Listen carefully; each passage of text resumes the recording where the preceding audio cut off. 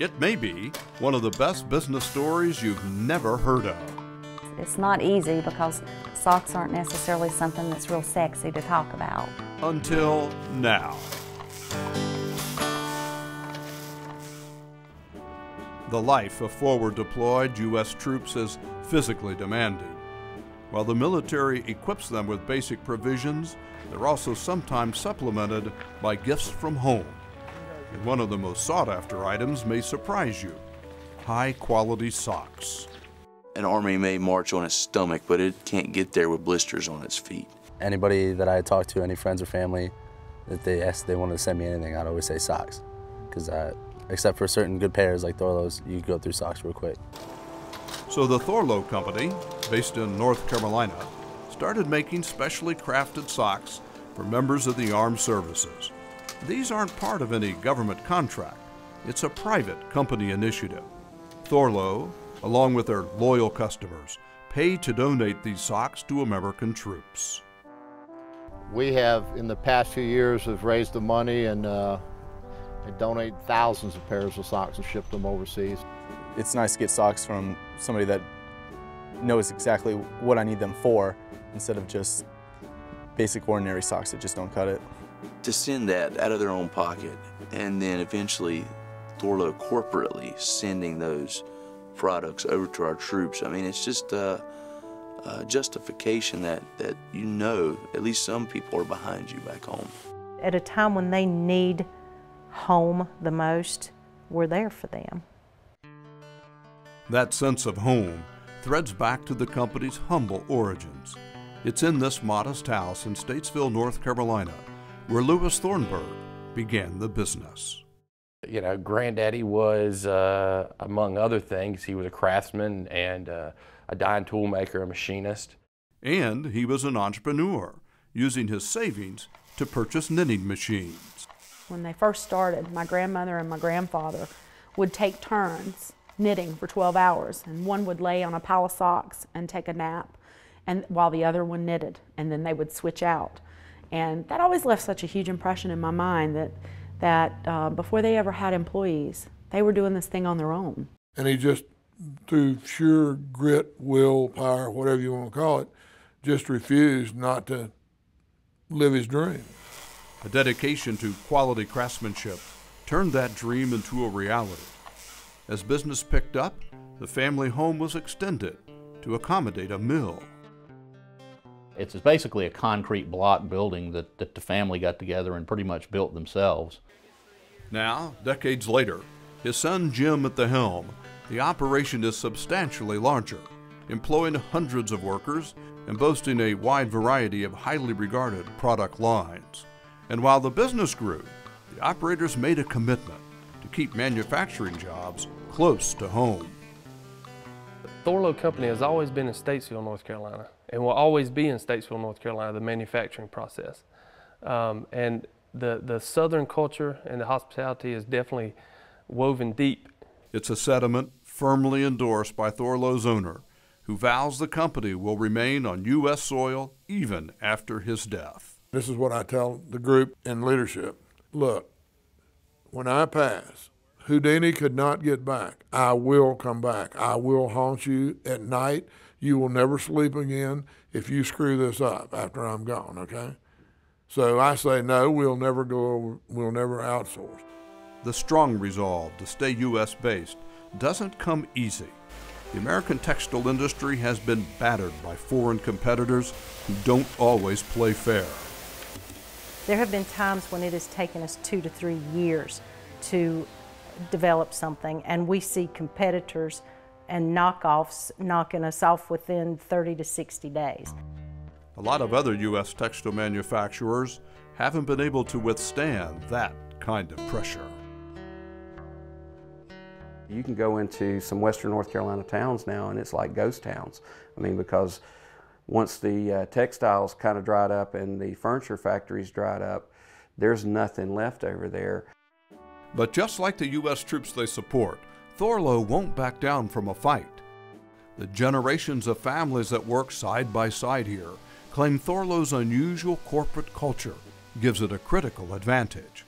And at the center of it all is owner Jim Thronberg. I've never met an owner like Jim and how he thought about the company and the people that worked in the company. Jim doesn't see the folks who work here as mere employees. He encourages them to take a more personal view of the business. Everybody in leadership is held to that standard, that they should approach everything they do as if they own the whole business. He wants everyone in his family, and we are his family, he wants us to be honest. He wants us to come to him with everything that we're thinking, everything we believe. He may not always agree, but he respects it. The respect is mutual, and so is the trust. In fact, the staff is so dedicated to quality craftsmanship that the company sees no need for the type of managers found in traditional textile mills. These folks have always had somebody that was paid to make sure they did all the work right and did a lot of it today. There was always a supervisor, and I took this away from him and said, you're responsible for your own work. We don't have bosses. We don't have people that are telling you what to do, people that we answer to. It's more of a team. It's like playing on a sports team that's really good and they're winning. It doesn't get any better than that. There's nobody in the company that can't contribute. I mean, there's no walls, there's no barriers. Everybody's ideas are welcomed. Doesn't mean we can do them all, but everybody's ideas are welcome. Embracing the best ideas in a workplace without bosses requires an extra level of discipline from the staff. They have to straddle two concepts, working in a team environment while also internalizing leadership skills. If you're aware enough to understand that you're an individual that needs a lot of structure and that you need that hierarchical structure to do a good job, if you need to know exactly what's expected of you and exactly what your role is, then this is probably not the place for you. We work off of a system of collaboration and creative collaboration at that, and that's a messy process. But the results can be stunning. At the Customer Support Center, phone calls and emails pour in from satisfied customers. This colorful wall, it's actually a wall of what I call my love letters, or people that are really special to me and were kind enough to send pictures. These are people that we've talked to, that we've made a difference in their lives. The correspondence energizes the staff. I start every morning, just like everyone else in the company does, reading the emails we receive from consumers the day before. It's one of the things I look forward to receiving in my inbox because it almost psychs you up. That's what makes us care. People who owe their very lives, according to their own words, to our product and how it helps them do what they want to do. That's what makes us do what we do. Thorlo's distinctive culture has been observed far beyond its home base, drawing the attention of a seemingly unlikely source. Carnegie Mellon University's Heinz College is one of the most prestigious schools in the world. It's here where Professor Chris Labash teaches courses on corporate innovation. When we're talking about the Apples and the Googles and the Virgins and et cetera of the world, we tend to expect innovation from them. But when you find innovation in places where you might not at first blush think it exists, that's the kind of thing that I want students to notice. That's the kind of thing I want everybody to notice, because it says, you know, if they can do it, why can't I? A manufacturing mill that operates without bosses is the kind of innovation that intrigues Professor Labash. This is about you owning your work. I think when any company can do that, when you suddenly get people to have this sense of personal responsibility, the craftsmanship goes up, the care goes up, the passion goes up, and I think you certainly see that at Thorlo. Dedication to excellence and innovation fuels that passion. It was, after all, product innovation that propelled the company's success when owner Jim Thronberg invented the concept of the activity-specific sock. It started with women's roll-top golf socks, but quickly expanded to cover a range of sports and activities, everything from hunting to basketball. A ski sock is going to have a shin pad. A tennis sock is going to have a toe pad over the toes to protect the forces on the foot, of your foot moving in your shoe while you're performing your activity. Those are not just by accident, they're by design, they're engineered in specifically. Even the yarn, developed using proprietary blended fiber, is carefully selected. We want to put that yarn in a certain position to be able to reduce shear, to reduce friction. And the padding, we call it terry padding, in a padded sock is more protective than one without. In an acrylic blend sock, terry padding will absorb moisture and wick it away. In a cotton sock, it just absorbs, but it doesn't know how to wick moisture away. And wicking it away keeps the piece of terry padding that stays against your foot dry most all of the time. Those wicking properties prove critical for this family as they struggle to recover from a personal tragedy. I was in a very desperate situation. I didn't really know where to turn. It had been a beautiful day, and for toddler Jonathan Bielstein, it was a day filled with exploration. He had just shared a ride on this lawnmower and wanted the fun to continue. It didn't. Jonathan was involved in a lawnmower accident. Being 2.5, he didn't understand the scope of a lawnmower yet, and he wanted to get back on the lawnmower, and the lawnmower didn't get shut off quickly enough, and he walked up to the lawnmower, and that's what happened to him. It was very devastating. It was horribly devastating. It was kind of a rip your heart out and stomp on it kind of moment. A portion of his foot had to be amputated, and the stump of that foot would need extra care so he could make use of his specially designed brace. And because of how the brace is made, his foot can sweat sometimes. So I knew that I needed to find him a sock that would wick away the moisture from his foot. She called Thorlo, and customer service representative Susan Graham spoke to her. And I said, what's your question? She said, do your socks wick? And I said, yes, they do. And I went on to explain how. And I said, what's happening here? And she said, well, I've called 2 companies. You're the second one. The first one didn't call me back. I'm sorry. But anyhow, I'm sorry. I'm a mother and a grandmother. So this little boy didn't have he had no socks to wear with his foot. He had the shoe, but the socks, he needed to have the socks. It's an experience like I would have never in a million years thought I would have had. I call and she answers the phone. Lovely woman, polite woman, and I start to tell her my story, and she about breaks down into tears. The staff at Thorlo sprang into action. Of course, we didn't have a product that fit him, without us doing some modifications to the product itself. The craftsman recalibrated a machine, adjusting the settings to create a unique sock to fit Jonathan's foot.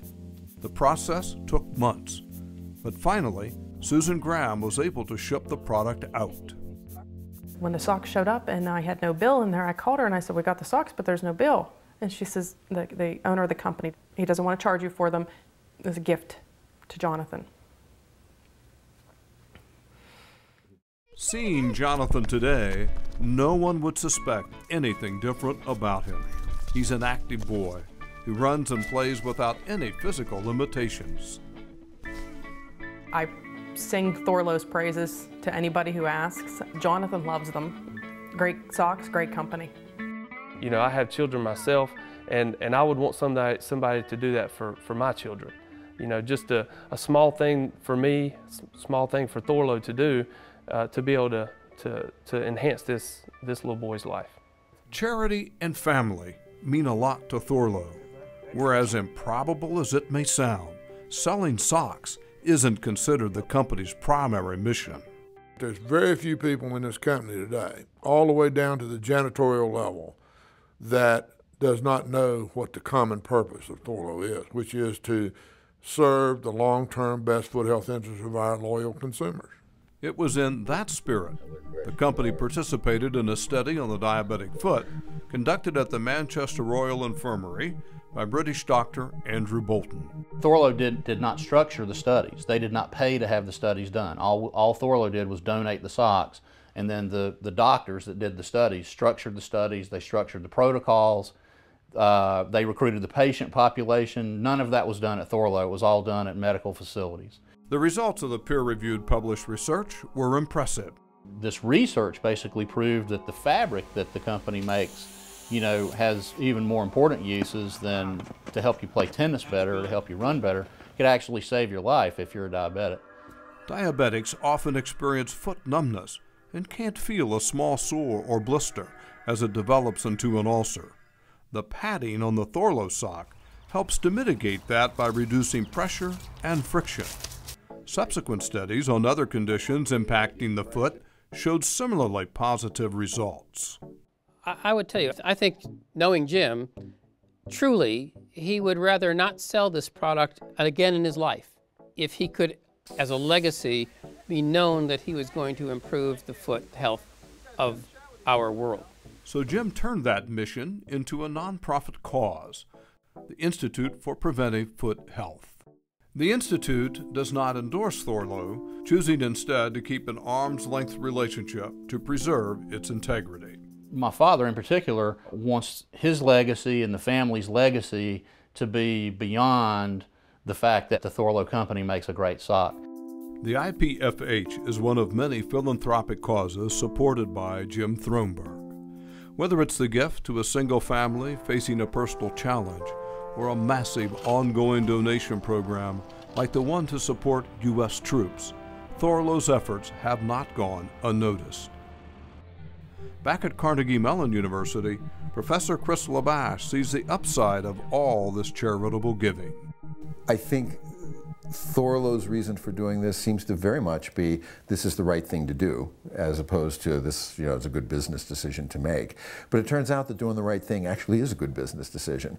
And I think that has served them very well, not only in terms of building a user base that is exceptionally loyal, and not just loyal, but evangelistic. You know, it's like you buy Thorlo socks now, and you know, you become an ambassador for the company. And, you know, that's the kind of loyalty, that's the kind of frankly, it's kind of marketing you can't buy.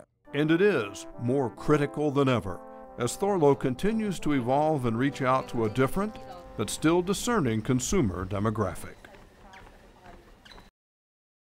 Thorlo already has a reputation as the gold standard for serious athletes, but the documented foot health benefits of the sock has prompted the company to also focus on more mature, active adults. The vision of our company right now is to introduce foot health, foot protection to those baby boomers maybe that are having foot issues. It's pretty common to experience achy feet by age 50. That's because the fat pads that used to serve as a protective cushion begin to wear down, reducing the buffer between skin and bone. The idea of, hey, the sock actually can make a difference here, and if it can make a difference, why wouldn't you want a sock that helps your foot? I think that's a good message, and I think that's a message that resonates with the 50-plus marketplace. That was certainly true for 57-year-old Terrence Bernard, who was experiencing severe foot pain. In his case, it's more than the obvious health benefit. It was a financial concern, too. Especially when it comes to employment, I was really concerned that I was going to be losing out in my career because of my feet, but the Thorlo sock, fantastic. It is a personal issue here.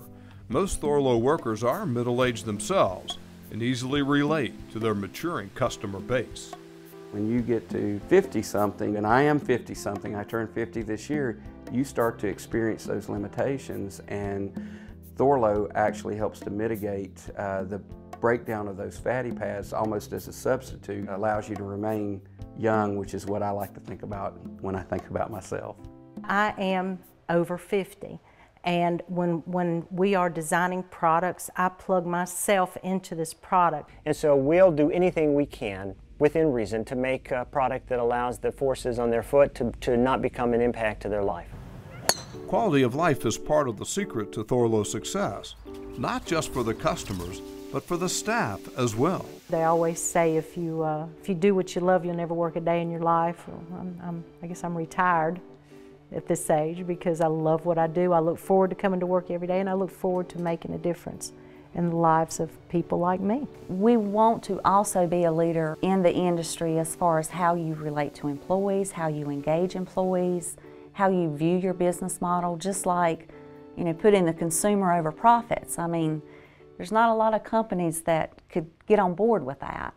So the mood on the mill floor is warm and friendly, and there are plenty of company perks, free massages for mill workers, and opportunities for personal and professional development. It all plays into Jim Thronberg's core philosophy. Whatever you want out of life, learn to give that to everybody all the time, every day. My father has some unique philosophies about business that go beyond business. Yet going beyond business and staying true to the spirit of Southern hospitality appears to give the company its critical advantage. I believe you can create the caring and love other places, but I think we probably take it just a little bit beyond maybe what someone would somewhere else. I do. While there are no guarantees in business, the company has set its course. It clings tight to its North Carolina roots, the land, its people, and its values, a combination that just might allow it to maintain its solid footing for years to come.